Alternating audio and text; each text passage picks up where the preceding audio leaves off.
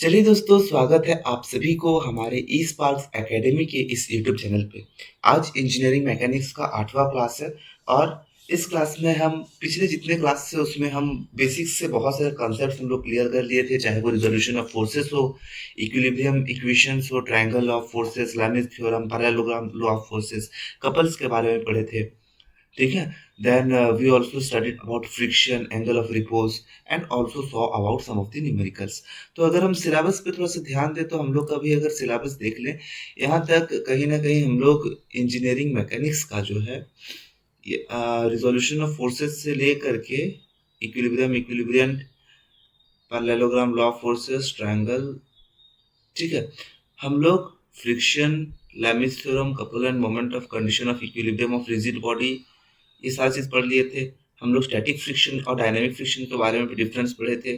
Limiting friction के बारे में भी हम लोग पढ़े कि हाँ वो मैक्सिमम फोर्स है जिसको लिमिट कर सकता है। ठीक है, मीन्स जिसके बियॉन्ड अगर हम लोग जाएंगे तो वो डायनामिक फ्रिक्शन में कन्वर्ट हो जाएगा, बॉडी मोशन में आ जाएगा। ठीक है।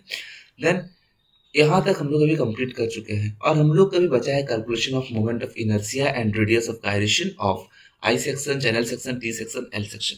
बट इसमें जाने से पहले आज का जो क्लास होगा उसमें हम लोग थोड़ा सा ध्यान देंगे कुछ और कॉन्सेप्ट्स पे।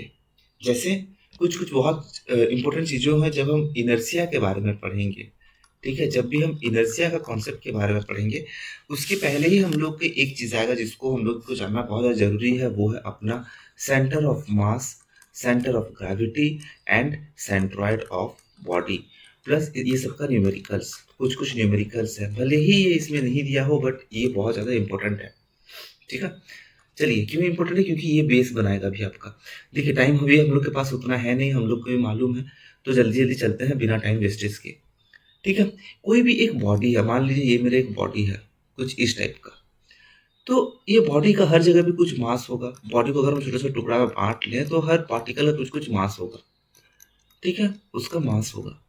तो कोई भी एक ऐसा रीजन हो बॉडी पे जहां पे कि हम लोग सोचते हैं कि सारा मास उसी पे एक्ट करेगा। मीन्स आप ये कह सकते हैं कि point of concentration of whole mass of the body, जहां पे आपका पूरा बॉडी का concentration of whole mass of body, इसको हम लोग क्या कहेंगे? इसको हम लोग कहते हैं सेंटर ऑफ मास। इसका मतलब क्या है? इसका मतलब है कि एक ऐसा पॉइंट जहाँ पे कि हम लोग का जितना भी मास का रिजल्टेंट होगा वहाँ पे कंसंट्रेट करेगा, तो उसको हम लोग क्या कह सकते हैं? उसको हम लोग कहेंगे सेंटर ऑफ मास। तो मान लीजिए ये सारे मास है M1, M2, M3, M4, M5, M6। तो ये जो M है, ठीक है, ये जो M है हम लोग इसको लिख सकते हैं M is equal to M1 plus M2 plus M3 plus जितना तक भी प्लस करेंगे M6 तक प्लस करेंगे। ठीक है। तो क्यों? क्योंकि ये हमारा सेंटर ऑफ मास है। कोई भी ऐसा बॉडी का centre of mass, centre of कोई पॉइंट, ऐसा लोकेशन हो जहाँ पे हम लोग का पूरा मास और कंसंट्रेट उसका कर रहा हो। या फिर आप और एक चीज भी कह सकते हैं कि इसके अराउंड जितना भी मास होगा, चाहे वो इस चाहे वो इधर हो, इधर हो, इधर हो, इधर हो, जहां पे भी उसका मास होगा, हर लोकेशन पे उसका मास यूनिफॉर्मली डिस्ट्रीब्यूटेड है। मीन्स ये पॉइंट एम पॉइंट के अराउंड, लेफ्ट साइड में देखिए, राइट साइड में देखिए, ऊपर देखिए, नीचे देखिए, कहीं पे भी देखिए, तो मास यूनिफॉर्मली डिस्ट्रीब्यूटेड होगा, उसको सेंटर ऑफ मास कहा जाएगा। ठीक है। नेक्स्ट, ऐसा कोई बॉडी है, ठीक है, तो हम लोग को पता है कि बॉडी में एक ग्रेविटेशनल पुल रहता है, ग्रेविटेशनल फोर्स। ठीक है। तो ये जो ग्रेविटेशनल फोर्स रहता है ये क्या करता है? बॉडी का जो वेट है W, तो इसको हम लोग क्या लिखते हैं? M/G, mass into acceleration due to gravity. तो हर कोई कोई भी बॉडी में, जहां पे भी हम लोग का बॉडी है उसमें अगर कोई ऐसा पॉइंट हम लोग देख ले जहां पे उसको वेट कंसेंट्रेट कर रहा हो, या फिर उसका टोटल जो ग्रेविटी है, हम लोग कह सकते हैं कि उसका ग्रेविटी उसी पॉइंट पे एक्ट कर रहा हो, उसी को हम लोग कह सकते हैं सेंटर ऑफ ग्रेविटी। ठीक है। तो डिफरेंस क्या है दोस्तों सेंटर ऑफ ग्रेविटी और सेंटर ऑफ मास में? एक ही डिफरेंस है कि अगर आपका नॉन यूनिफॉर्म बॉडी है, नॉन यूनिफॉर्म बॉडी है तो ही हमको डिफरेंस मालूम चलता है, बट हम लोग नॉन यूनिफॉर्म बॉडी के बारे में पढ़ने ही नहीं वाले हैं, तो हम लोग का यहाँ पे टेंशन खत्म। हम लोग का यहाँ पे हम लोग पढ़ रहे हैं यूनिफॉर्म बॉडी के बारे में। तो जहाँ भी यूनिफॉर्म बॉडी होगा वहाँ पे आपका सेंटर ऑफ ग्रेविटी जो है will be equal to centre of mass, दोनों का जो पॉइंट है एक्ट करने का वो सेम रहेगा। ठीक है, नेक्स्ट चीज पे चलते हैं जो कि है हमारा सेंट्रॉइड। सेंट्रॉइड कुछ नहीं है दोस्तों, बस अपना ज्योमेट्रिकल सेंटर है। ठीक है, जहाँ पे कि हम मास के बारे में बात करते हैं, यहाँ पे मास नहीं, यहाँ पे एरिया हम लोग जनरली कंसिडर करते हैं। ज्योमेट्रिकल सेंटर कह सकते हैं सेंटर को। तो मान लीजिए ये आपका रेक्टेंगल है, तो जहाँ पे इसका दो वर्टिसेस जो है वहाँ पे कोइंसाइड करेगा ये पॉइंट, ये उसका क्या बन जाता है, ये उसका सेंट्रॉइड बन जाता है। ठीक है, सिमिलरली अगर आपका सर्कल है तो सर्कल का सेंट्रॉइड कहाँ पे बनेगा, वो उसका सेंटर पे बनेगा, ये लोकेशन पे। ठीक है, नेक्स्ट अगर आपका ट्रायंगल हो, ट्रायंगल में अगर आप उसका वर्टिसेस निकालें सॉरी रेक्टेंगल में डायगोनल होता है, इसमें वर्टिसेस निकालें तो इसमें आपका सेंटर ऑफ मास कौन सा निकलेगा, ये सेंटर वाला पॉइंट उसका सेंटर ऑफ मास निकलेगा, ये सॉरी सेंट्रॉइड निकलेगा। ठीक है, तो centre of mass, centre of gravity और सेंट्रॉइड के बारे में हम लोग अभी पढ़ चुके हैं। अभी हम लोग को जानना है कुछ ऐसे टर्म्स को जिसको, ठीक है, कहीं पे भी अगर देखिए, कहीं पे भी बात है अपना, हम लोग अभी निकालते हैं, मान लीजिए ये अपना एक्स एक्सिस है, ये अपना वाई एक्सिस है और यहाँ पे कुछ बॉडी है। ठीक है, अब इस पे हमको अगर इसका सेंट्रॉइड निकालना है, इसका सेंट्रॉइड, तो कैसे निकालेंगे। पहले क्या करते हैं हम लोग, कोई भी बॉडी रहेगा, सॉरी दोस्तों, हाँ, कोई भी बॉडी रहेगा तो उसको हम लोग थोड़ा सा स्प्लिट कर लेते हैं। ठीक है, मान लीजिए कुछ इतना एलिमेंट्स हम लोग स्प्लिट कर लेते हैं। स्प्लिट करने के बाद हम लोग यहाँ पे देख सकते हैं कि इसका कुछ मास है ये बॉडी का, तो वो सेंटर पे एक्ट कर रहा है, इसका यहाँ पे एक्ट कर रहा है। मान लीजिए ये M1 है, ये M2 है, ये M3 है, ये M4 है। इस तरह से हर एक का मास को कहीं कहीं पे एक्ट कर रहा होगा, M5, M6, M7। ठीक है, तो इसमें Mn एलिमेंट्स का मास यहाँ पे एक्ट कर रहा है। टोटल मान लीजिए n एलिमेंट्स है, उसको डिवाइड किए हैं।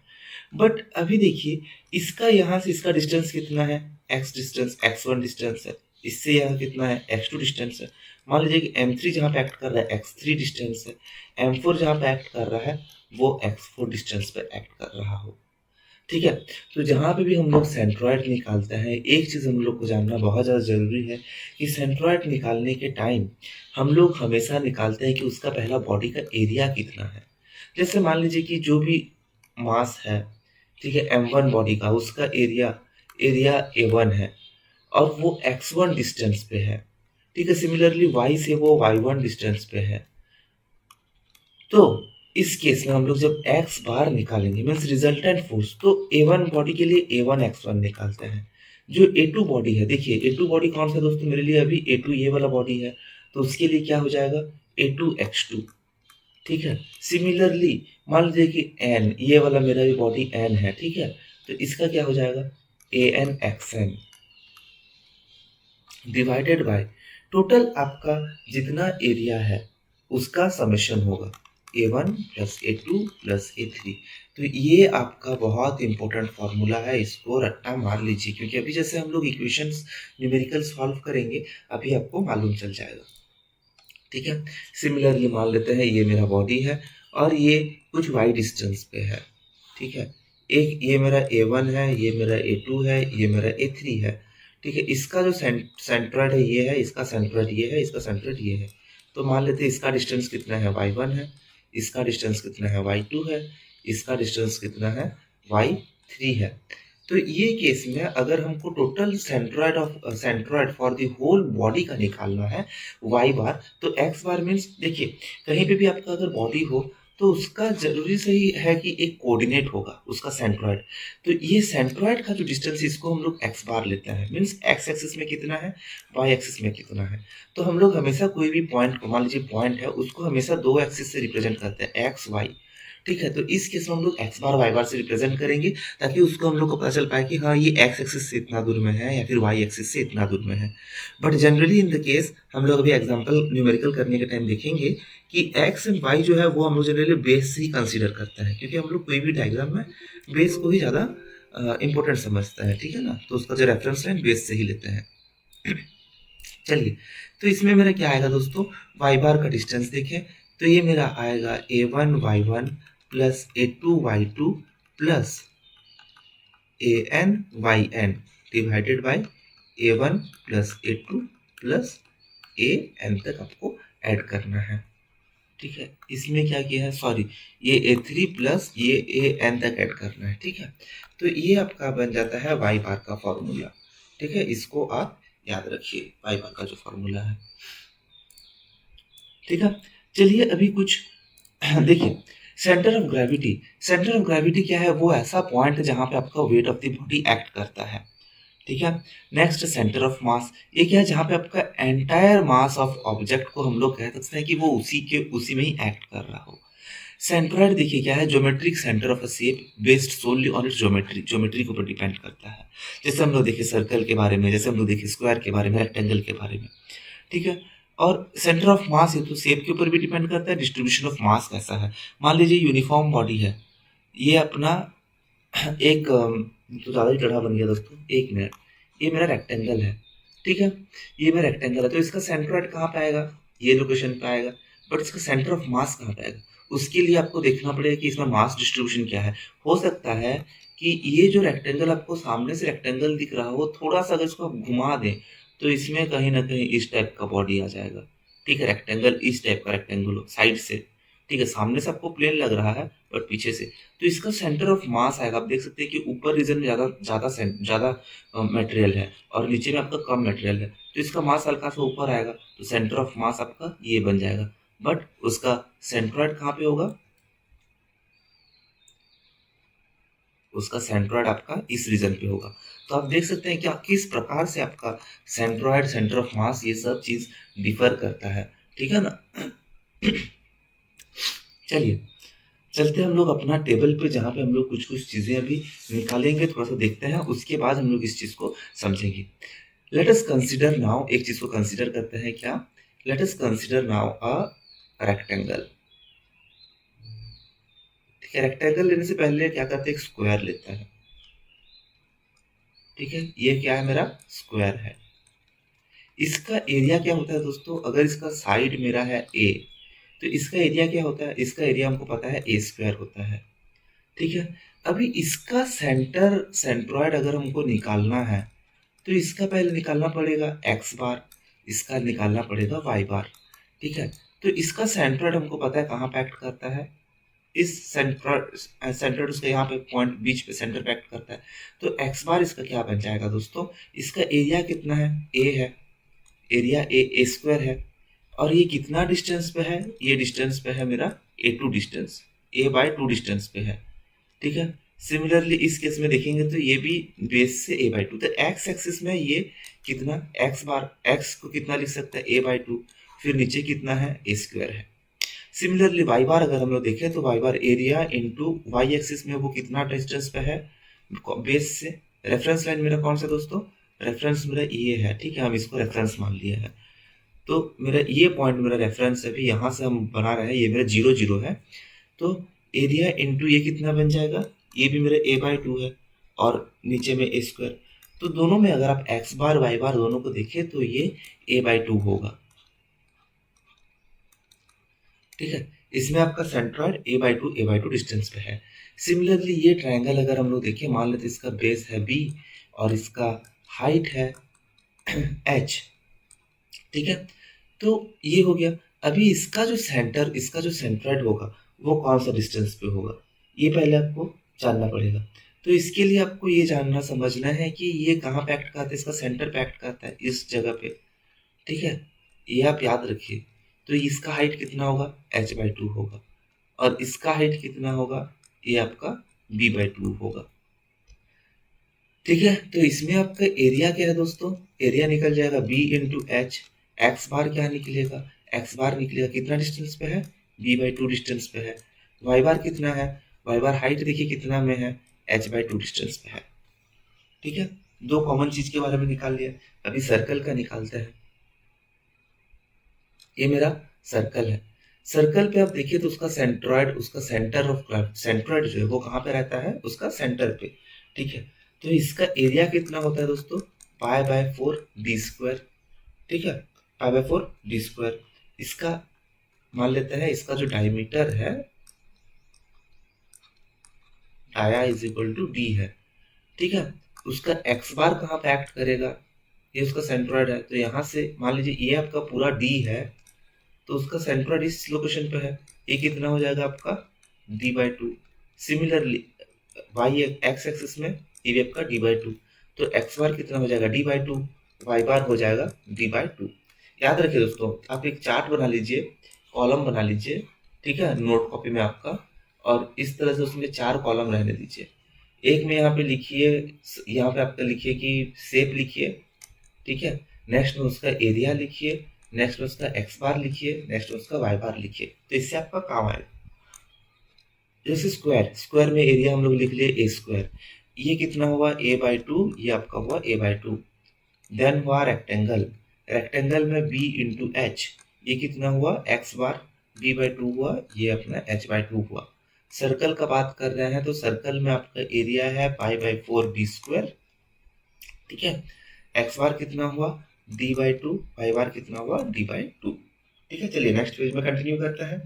अभी एक चीज आपको याद रखना है, सेमी सर्कल, हर चीज को हम लोग रट्टा नहीं मार सकते हैं। सेमी सर्कल लिखिए,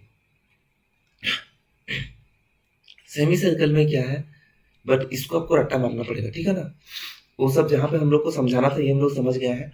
सेमी सर्कल, इस पे आपका देखिए एक्स बार, अगर आप देखिए मान लीजिए कि इसका रेडियस कितना है आर है, या फिर ये और डाया इसको मान सकते हैं, इसमें तो डाया आएगा ही नहीं, सेमी सर्कल है तो आर है, और ये कितना बन जाएगा, ये अपना सॉरी ये अपना कितना है दोस्तों, ये अपना आर है। तो आर को जनरली हम लोग लिखते हैं डाया/2, इस हिसाब से हम लोग इसको करते हैं। सेमी सर्कल का केस में हमको पता चल गया है कि एक्स बार कितना हो जाएगा d/2,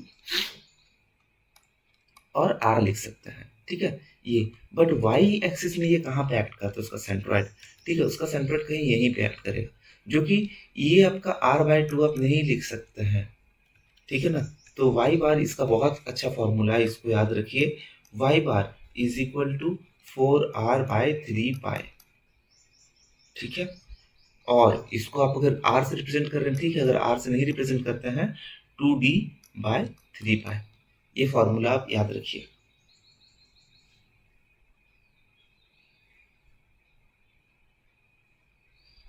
ठीक है, वाई बार, और इसका एरिया कितना होगा दोस्तों, इसका एरिया हो जाएगा पाई बाय 8 डी स्क्वायर, ठीक है।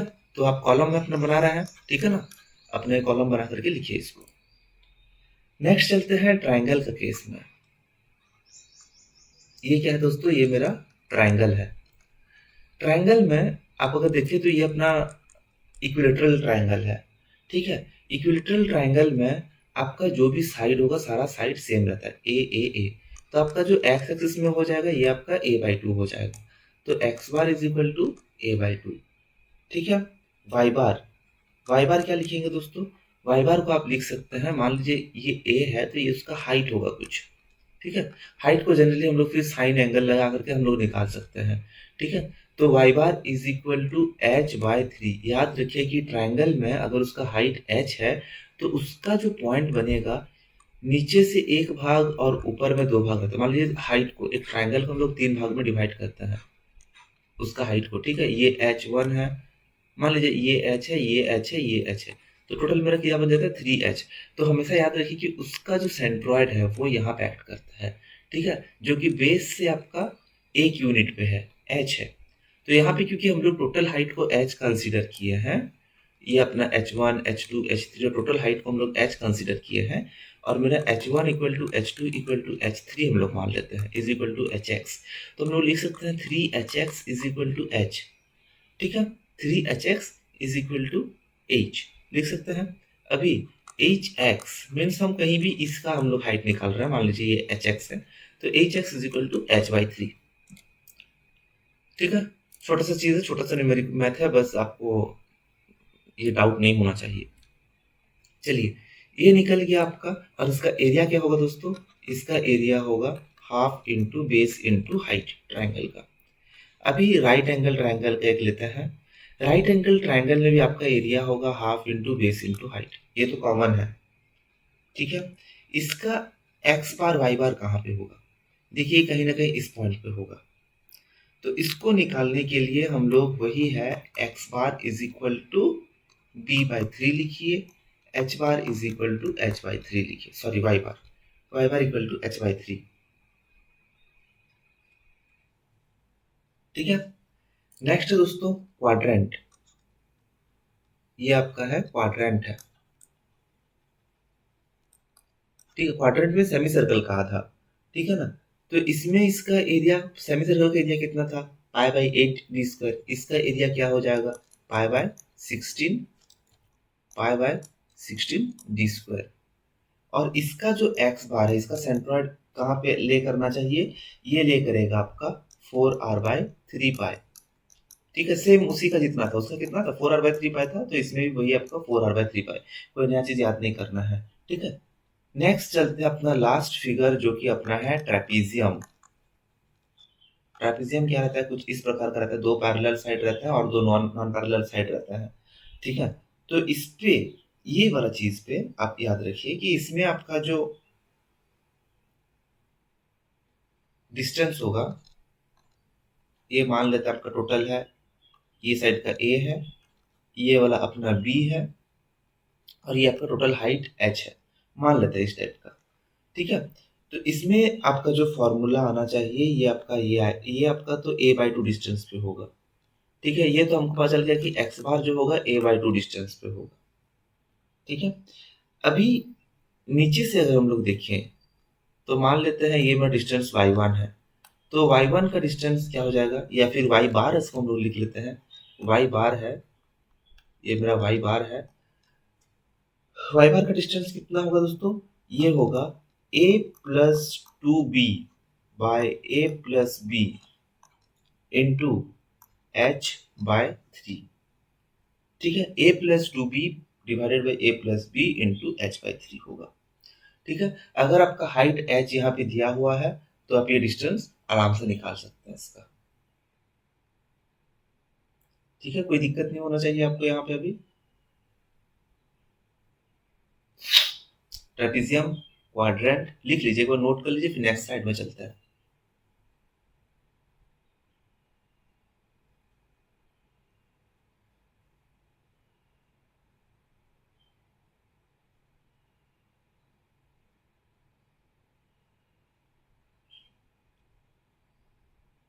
हाँ, तो बहुत लोग यहाँ पे पूछ रहे हैं कि इसका जो एरिया है वो एरिया कितना होगा। अगर इसका एरिया देखिए दोस्तों, ट्रेपीजियम का जो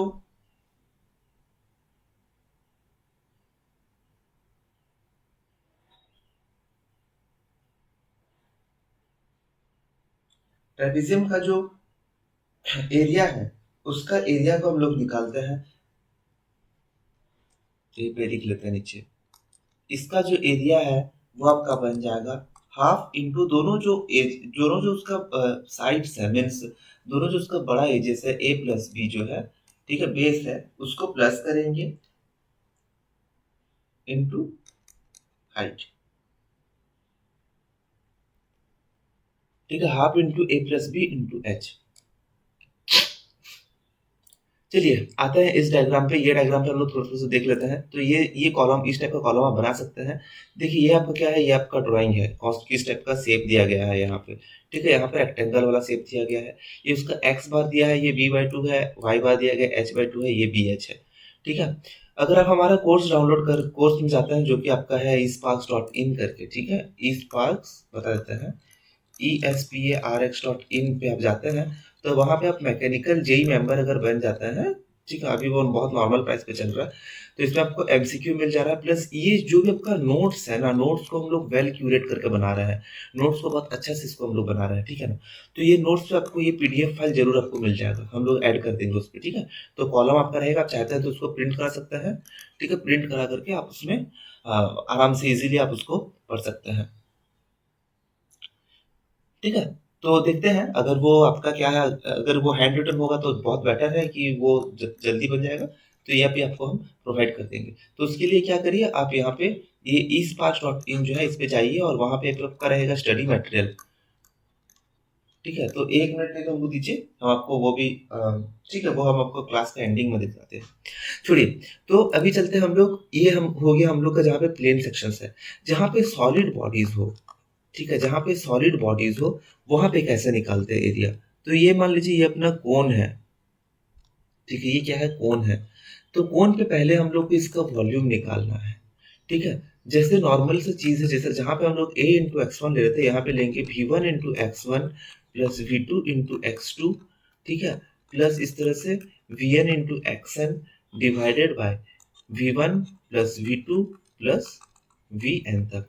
similarly y bar is equal to v1 into y1 plus v2 y2 plus vn v3 x sorry y3 plus जा सकते हैं V N Y N divided by V one plus V two plus V three. समझेंगे अभी numerical, चलिए करते हैं कुछ कुछ। देखिए दोस्तों, ये मेरा दिया गया है, एक सॉलिड बार है, मान लेते हैं ये मेरा 10 है और ये मेरा 100 है, ठीक है? टी सेक्शन है और ये भी मेरा 10 है और ये मेरा 90 है। लेट अस कंसीडर कर लेते हैं इस टाइप का कुछ है, हाइट दोनों का दिया गया है, 90 को थोड़ा नजदीक रखते हैं। तो इसका अगर हमको ये टोटल फिगर का जो ये मेरा यहाँ पे फिगर दिया गया है, ये फिगर का हम लोग हमको सेंट्रॉइड निकालना होगा, तो कैसे निकालेंगे? देखिए, पहले दो ऑब्जेक्ट्स को मार्किंग कर लेते हैं, ये मेरा वन ऑब्जेक्ट है, ये मेरा टू ऑब्जेक्ट है, ठीक है? पहले वन ऑब्जेक्ट के लिए निकालते हैं, पहले निकालें कि एक साथ निकालें? चलिए एक साथ निकालते हैं, डायरेक्ट उतना लेट नहीं करेंगे। एक्स बार, एक्स बार निकालने के लिए पहले हमको एक चीज देखिए कि यहाँ पे ये क्या है, ये क्या है दोस्तों? मिरर इमेज बन रहा है, ठीक है? मिरर इमेज बन रहा है, जहां पे भी ऐसा मिरर इमेज बन जाए या फिर जहां पे भी ये दोनों एक्स एक्सिस के अराउंड ये दोनों फोर्सेस जो है वो इक्विलिब्रियम मींस ये दोनों जो शेप है वो इक्वल रहे, ठीक है? तो ये मान लेते हैं ये उसका एक्स एक्सिस है, जहाँ से सेंटर से जाएगा मेरा बॉडी, ठीक है? तो अगर वो 50-50 डिवाइड कर रहा है इस स्टेप पे, तो वहां पे हम लोग एक्स बार का उतना टेंशन नहीं है, एक्स बार का वहां पे टेंशन नहीं लेना है, उस पर क्या करना है, वाई बार को पहले देखना है, ठीक है? वाई बार को पहले देखना है। तो एक्स बार तो बहुत आसानी से पता चल जाएगा, क्यों? क्योंकि ये बॉडी सेंटर पे है अपना, है ना?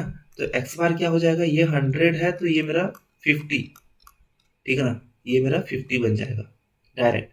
वाई बार निकालते हैं, वाई बार निकालने के लिए पहले वन बॉडी वन को देखते हैं, बॉडी वन में मेरा एरिया कितना आएगा, 90 into 10 that is 900, 900 into X one कितना आएगा दोस्तों? ये कहाँ पे एक्ट कर रहा है, इस पे हम रेफरेंस इसको ले रहे हैं, ठीक है, सबसे लेफ्ट वाला एज को। तो यहाँ से कितना डिस्टेंस है, 50 डिस्टेंस है, ठीक है? सॉरी, ये तो आपका y1 होना चाहिए ना, तो ये रेफरेंस आपका चेंज हो जाएगा। मेरा रेफरेंस ये है अभी, ये मेरा रेफरेंस है, ठीक है? तो ये कहाँ पे एक्ट कर रहा है, ये 90 है तो इसका आधा पे 45 पे एक्ट करना चाहिए, रेक्टेंगल का तो वही है ना, बेस बाय 2 हाइट बाय 2, तो ये कितना है, 45 है।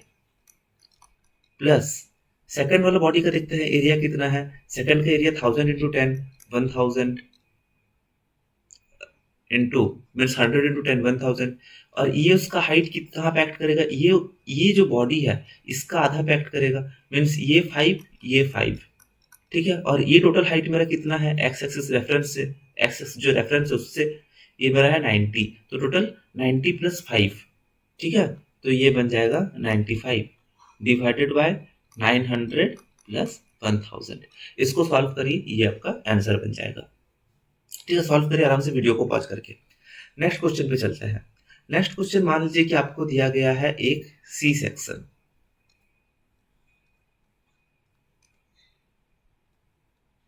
ये आपका एक सी सेक्शन है, ठीक है?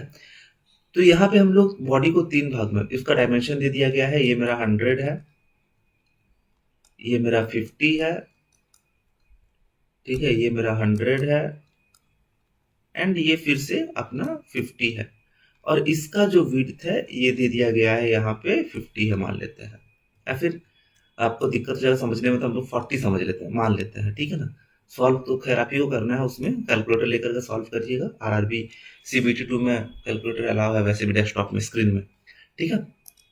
चलिए, ये सेक्शन का अगर हमको निकालना है, ये देखिए यहाँ पे क्या है, ये प्रोपोर्शनल है किसका, अराउंड वाई एक्सिस पे। तो वाई एक्सिस का हमको पता चल गया कि नीचे से जितना है ऊपर भी टोटल हम लोग ऐड कर लेंगे। देखिए ये क्या है, सिमेट्रिकल है ऑब्जेक्ट, तो ये क्या होगा, मेरा कितना बन जाएगा, ये यहाँ पे मेरा 50 है और यहाँ पे 100/2 ये मेरा 50 है।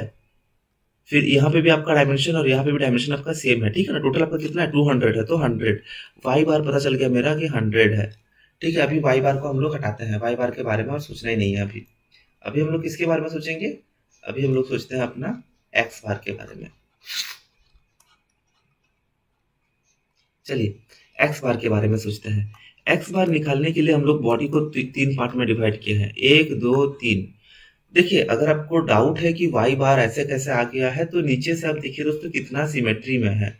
बॉडी सिमेट्रिकल है, ये आपका 50 है, ये आपका 50 है, बट ये अगर आपका 40 हो जाता तो आपको निकालना पड़ता है ना, क्योंकि ये बॉडी सिमेट्रिकल है। तो हम लोग इसीलिए डिवाइड नहीं कर रहे, उसको भी हम लोग देखेंगे कैसे करना है अनसिमेट्रिकल बॉडी लेकर के। ठीक है, ये एक्स बार आ गया। एक्स बार आपको कितना निकालना है दोस्तों, एक्स बार आपको कितना निकालना है, एक्स बार आपको पहले हम लोग लेते हैं ए एक्सिस में, वन वाला में। तो एरिया वन कितना हो जाएगा, इसका एरिया कितना हो जाएगा, ये मेरा 50 इंटू 100 5000 इंटू एक्स वन कितना है दोस्तों, इसका सेंट्रोइड मेरा x/2, जैसे 100/2 इज इक्वल टू 50 में होगा, प्लस ये बॉडी का कितना होगा, ये मेरा है 40 इंटू 40 इंटू ये मेरा हाइट कितना दिया गया है 100, इसका हाइट है 100 और इसका विड्थ है 40, तो 40 इंटू 100 4000 इंटू इसका सेंट्रोइड कहाँ पे एक्ट करेगा, ये एक्स एक्सिस के, इसका सेंट्रोइड यहाँ पे एक्ट करेगा इस लाइन पे एक्स एक्सिस से। तो ये बन जाएगा 40/2 20, प्लस इसका अगर देखिए तो भाई 5000, और ये कितना डिस्टेंस पे एक्ट कर रहा है, ये 50 डिस्टेंस पे एक्ट कर रहा है। ठीक है, तो ये मेरा बन जाएगा into 50 divided by 5000 plus 4000 plus 5000। Solve करिए, ये एक्स बार आ गया, वाई बार हम लोग को पता है, एक्स बार भी आ गया मेरा, तो आपका सेंट्रोइड का इक्वेशन निकल जाएगा। नेक्स्ट, पॉज करके वीडियो को आप लोग उसको सॉल्व करिए। ठीक है, अनसिमेट्रिकल बॉडी हम लोग अभी लेते हैं। हम लोग इसलिए नहीं रुक रहे दोस्तों क्योंकि बहुत कम टाइम में हम लोग को अभी बहुत कोर्स कंप्लीट करना है, तो अभी उतना अगर रुक रुक के चलेंगे तो नहीं होगा, ठीक है ना। चलिए, तो ये आपका दे दिया गया है, इसमें आपका 50 है, ये दे दिया है आपको, ये 20 है, ये लिखा है ये आपका 25 है, और इसका हाइट दे दिया है आपको 70 है। ठीक है, ये आपका 60 है और ये आपका 100 है। मान लीजिए कुछ इस टाइप से दे दिया है। अभी आपको इस बॉडी का सिमेट्री निकालना है, इस बॉडी का सेंट्रोइड निकालना है। तो सेंट्रोइड के लिए हम लोग क्या करेंगे, पहले एक्स बार निकालेंगे फिर वाई बार निकालेंगे।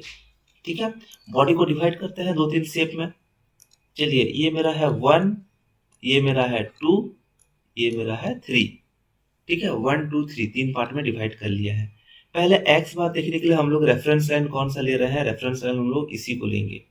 सबसे लेफ्ट साइड को हम लोग लेते हैं और सबसे बॉटम साइड को रेफरेंस लेते हैं। ठीक है, ये मेरा रेफरेंस लाइन है। तो 1 अगर देखिए तो इसका ये एरिया कितना है दोस्तों, ये एरिया हो जाएगा 1000 इंटू 60, और ये एक्स एक्सिस में कितना दूर पे है, यहाँ पे उसका सेंट्रोइड कहीं पे एक्ट करेगा सेंटर पे, तो ये कितना बन जाएगा 100/2, बेस बाई 2 है। ठीक है, तो X bar is equal to 6000 into 100/2 क्या हो जाएगा 50, प्लस नेक्स्ट बॉडी इसका देखते हैं हम लोग, इसमें भी क्या है 70 इंटू 25 735 140 175 1750।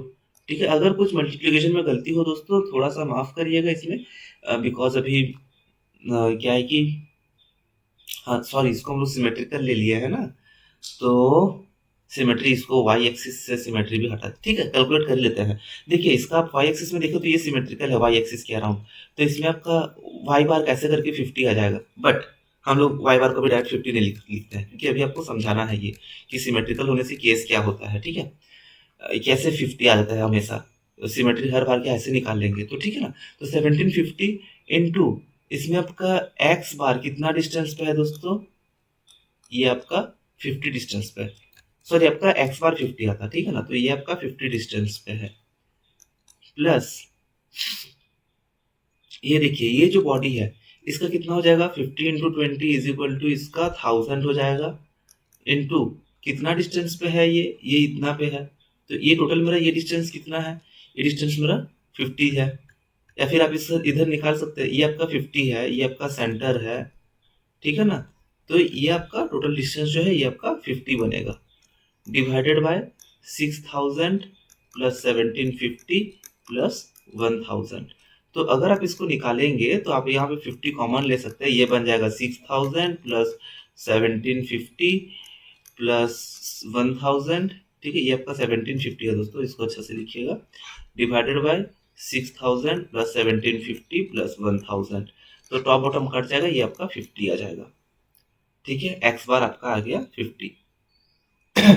नेक्स्ट चलते हैं हम लोग वाई बार निकालने के लिए। वाई बार यहाँ पे निकालते हैं, तो ये यहाँ पे देखिए, यहाँ से ये डिस्टेंस कितना है, पहले ये तब का 30 बन जाएगा सेक्शन 1 के लिए, इसका एरिया कितना है 6000 इंटू 30 प्लस अभी ये बेस से ये जो रेफरेंस लाइन है अपना, यहाँ से आपका इसका सेंटर ये टोटल 70 है, तो कहीं नहीं कहीं ये 35 में आएगा, तो 60 प्लस 35, ये 60 प्लस 35 यही आपका टोटल है इसका सेंटर का पॉइंट, ठीक है। तो 70 इंटू 25 हम लोग कितना निकाले थे इसको 1750, ये वैल्यू को एक बार चेक करिए दोस्तों, हो सकता है गलत हो, ठीक है ना, बस ऐसे हम लोग निकाल लिए तब, अब ठीक है चलिए, इंटू ये आपका कितना बना 60 प्लस 35 95, ठीक है, प्लस नेक्स्ट में आपका बनेगा 50 इंटू 20 दैट इज 1000 इंटू अभी ये डिस्टेंस मेरा कितना है, कितना पे एक्ट करता है b/2 पे, तो ये मेरा 10 पे एक्ट कर रहा है, और मेरे टोटल हाइट कितना है 70 plus 60 130 130 plus 10 140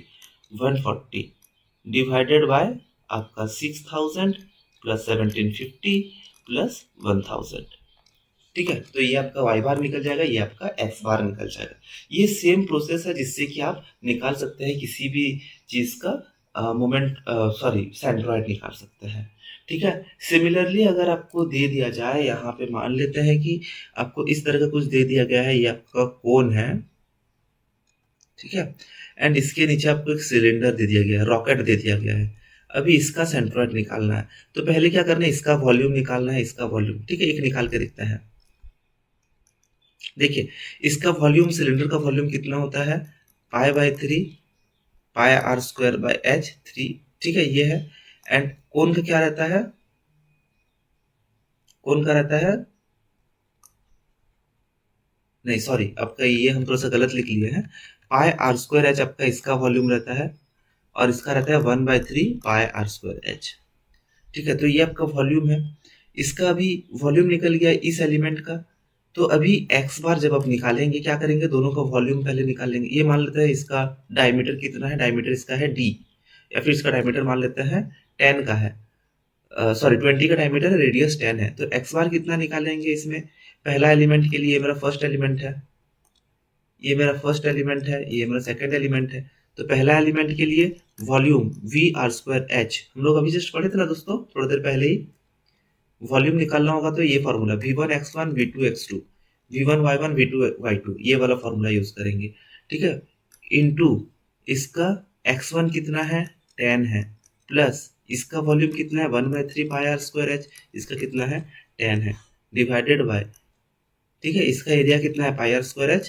plus 1/3 πr²h, solve करिएगा आपका x बार आ जाएगा।